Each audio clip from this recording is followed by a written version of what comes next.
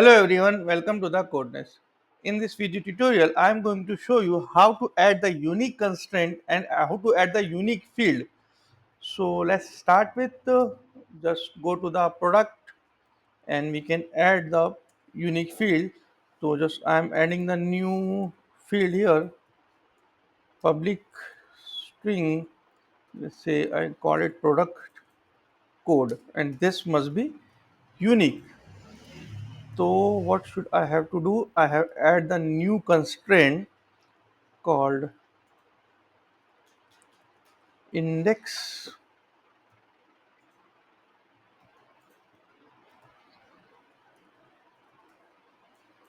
index name of the field name, say product code, then is required is unique. So unique is the field. If it's not available, then we have to install the dependency. So go to the domain layer. Now I add browse entity framework core. Install the 9, apply. So come back here, then we can check here. It's to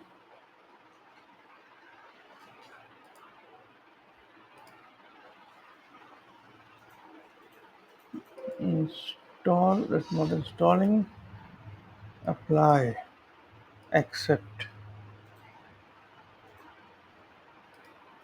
Now it's installed. So come back here, click yes. So as you can see, we had added the dependency entity framework core, and now its field is a unique.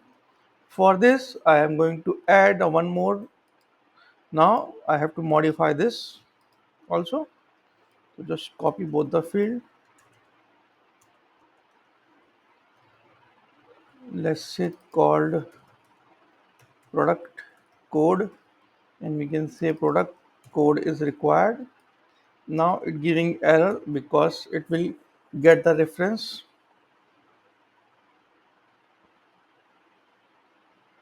So it will work successfully because now we have to also add this product code into our database.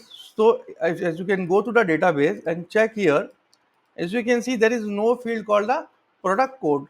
So I have to add this field as a product code. So just go to the package manager console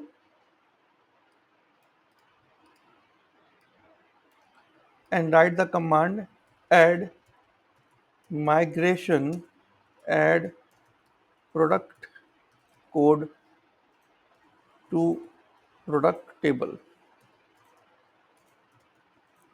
You can give any name.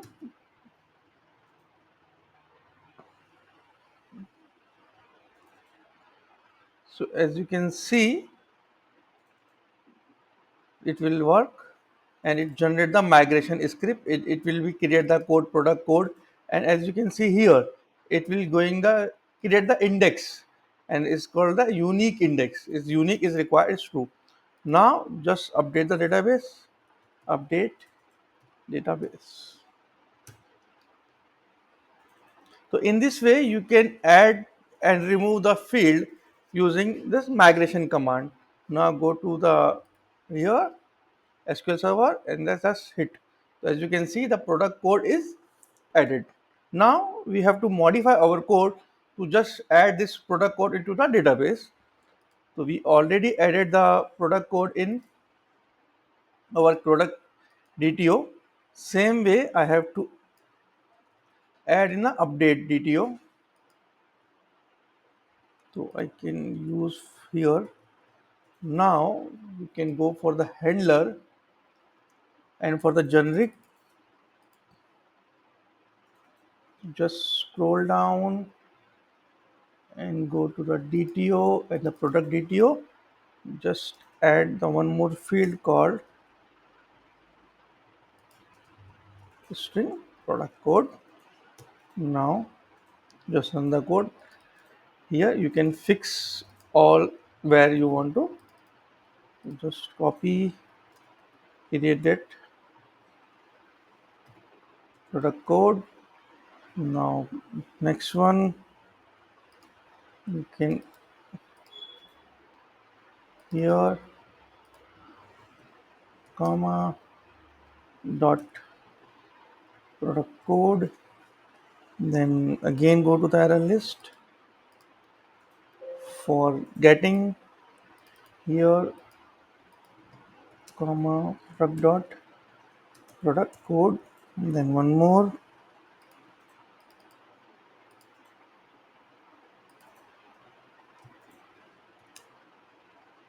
dot product code. So we can go for the create handler, and you can check here we can add the product code field for the here comma product code is equals to DTO dot product code. For update also, just go for the update handler, command update handler. Here you can existing product dot product code equals to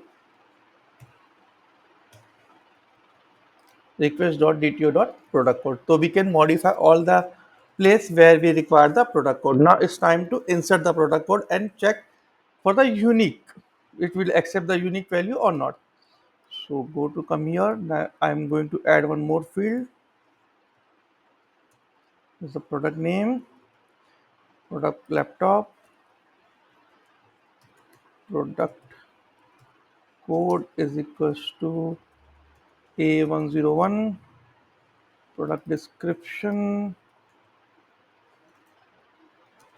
say lap, Mac, Dell laptop. Now just click on the run the code,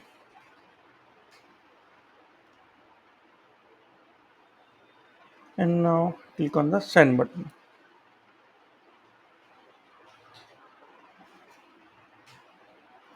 So as you can see, the product is added successfully.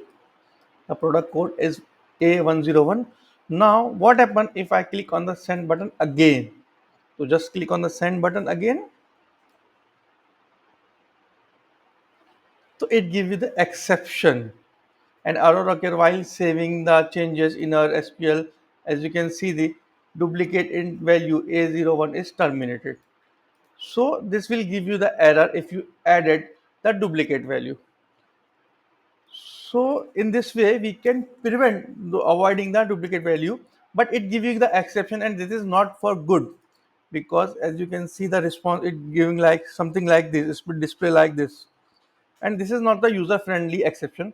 So in the next video I am going to show you how to use the exception for the duplicate value or for the not found value. Let's say for example, if we have to found something and it is not available, so how this will give you the value? Let's say if this is a single product and we can search this product and we just change, let's say E, then again it will give you the exception, not found exception, null exception.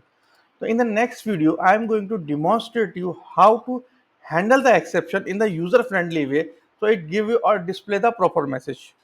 So stay with us. Thank you for watching this video.